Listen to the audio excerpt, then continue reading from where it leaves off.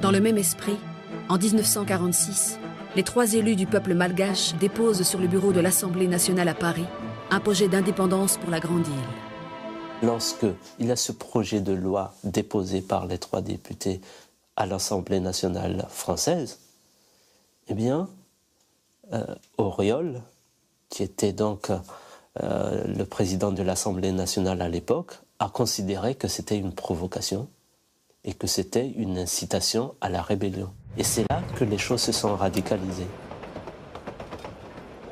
Les choses se sont radicalisées en 1947, parce qu'au refus de l'indépendance, mal vécu par la population, vient s'ajouter un mécontentement, entretenu par le comportement d'une administration coloniale sourde à toute idée de changement, et qui, bien au contraire, accroît les corvées imposées, notamment aux paysans, en multipliant les réquisitions.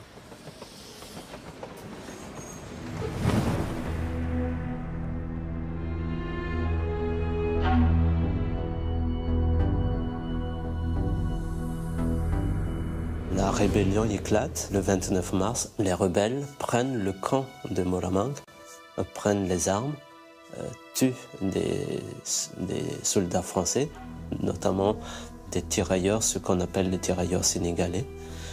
Et la réplique de l'armée française est immédiate.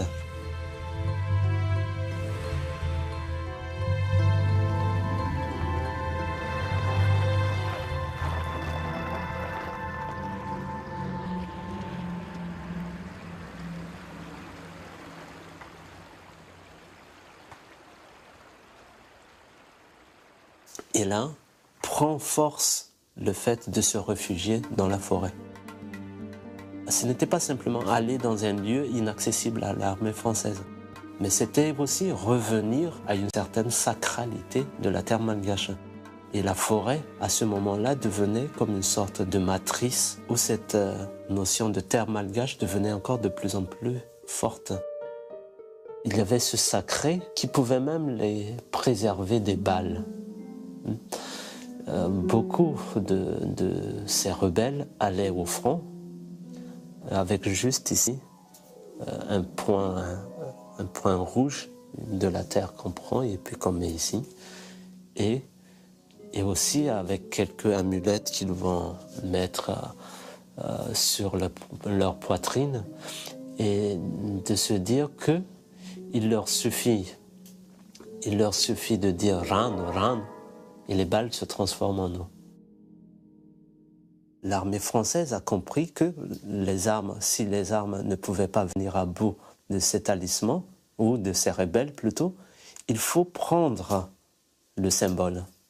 Et c'est ainsi que les maîtres de talismans, des hommes, des devins guérisseurs, ont été attrapés par l'armée française et jetés vivants des avions. Jetés vivants des avions. Et c'était une sorte de guerre psychologique, mais aussi une manière de dire que on a compris votre culture et on détruit votre culture. Dans les 4 mois précédant la soumission de tous les rebelles, s'ouvre en juillet 1947 le procès des députés malgaches. Ils sont accusés, sans preuve, d'être les instigateurs d'une révolte qui aurait fait, selon la majorité des historiens, de 30 à 40 000 morts. Ce procès provoque en France des réactions contrastées. Discours colonialiste contre élan de solidarité. L'un des accusés, Jacques Rabemananzar, condamné à perpétuité, écrit dans sa cellule le poème Ansa, en une nuit, sous le coup d'une très vive émotion. Un gardien sadique lui a fait croire que sa peine étant aggravée, il sera exécuté le lendemain. Je mords ta chair vierge et rouge, avec l'âpre ferveur du mourant aux dents de lumière, Madagascar. Un viatique d'innocence dans mes entrailles d'affamé, je m'allongerai sur ton sein avec la fougue du plus ardent de tes amants, du plus fidèle, Madagascar. Ton culte nous a saisis avec la puissance de cette mythe, île fabuleuse, Madagascar.